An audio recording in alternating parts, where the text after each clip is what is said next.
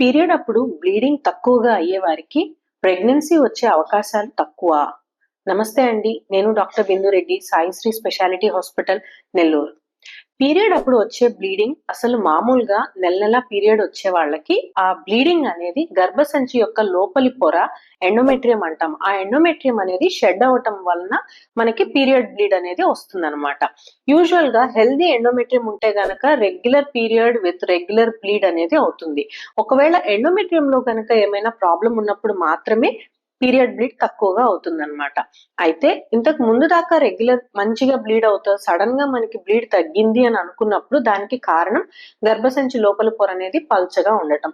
గర్భసంచి లోపల పొర ఎప్పుడు పల్చగా అవుతుంది అంటే అది మళ్ళీ మనకి అండాశయం నుంచి రిలీజ్ అయ్యే హార్మోన్స్ పైన డిపెండ్ అయి ఉంటుంది.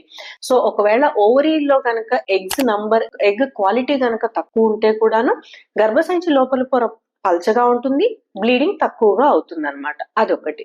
తర్వాత కొన్ని రకాల ఇన్ఫెక్షన్స్ అంటే ఎండోమెట్రియం కి వచ్చే ఇన్ఫెక్షన్స్, దాన్ని మనం ఎండోమెట్రైటిస్ అంటాము. అలాంటి కారణాల్లో కూడాను బ్లీడింగ్ అనేది తక్కువగా అవుతుంది. కొన్నిసార్లు ఏ కారణాలు లేకుండా లేదు సింపుల్ ఎనీమియా వలన, హిమోగ్లోబిన్ తక్కువ అవటం వలన గానీ, లేదంటే థైరాయిడ్ అబ్నార్మాలిటీస్ వలన గానీ, లేదు ప్రొలాక్టిన్ అబ్నార్మాలిటీస్ వలన కూడాను గర్భసంచి లోపల పొర పల్చగా ఉండటం వలన బ్లీడింగ్ అనేది తక్కువ అవుతుంది.